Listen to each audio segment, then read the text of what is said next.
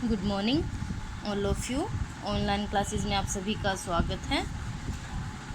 कक्षा पहली, और आज हम करेंगे वर्णमाला, जो हमारे हिंदी व्याकरण का पार्ट 2 है। इसमें मैं आपको करवाऊंगी कि वर्ण क्या होते हैं और हमारी वर्णमाला है जो उसमें वर्ण कितने प्रकार के होते हैं। तो शुरू करते हैं। तो बेटा, जैसे आप मुँह से कुछ भी बोलोगे, जैसे म, ओ, आपने देखा होगा अपने आसपास के जो छोटा बच्चा है सबसे पहले क्या बोलता है? म।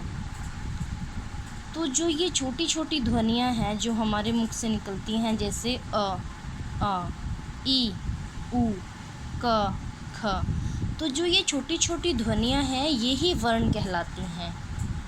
क्या होते हैं? वर्ण। जो छोटी छोटी ध्वनियाँ हैं यही वर्ण कहलाती हैं और इनके और टुकड़े नहीं किए जा सकते। और हमारी वर्णमाला है जो उसमें वर्ण 2 प्रकार के होते हैं, स्वर वर्ण और व्यंजन वर्ण। स्वर वर्ण हमारे 11 होते हैं। कितने होते हैं? 11। अंग हमारा होता है अनुस्वर और अह हमारा होता है विसर्ग। तो स्वर वर्ण क्या होते हैं ये मैं आपको बताती हूँ।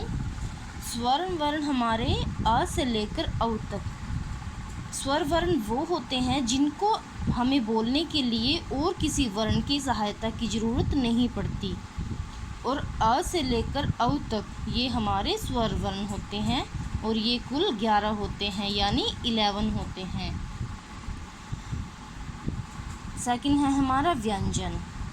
एक तो हमारे होते हैं स्वर वर्ण और दूसरे होते हैं व्यंजन वर्ण। व्यंजन वर्ण होते हैं हमारे, व्यंजन वर्ण वो होते हैं जिनको बोलने के लिए हमें स्वर की सहायता लेनी पड़ती है, जैसे क, ख।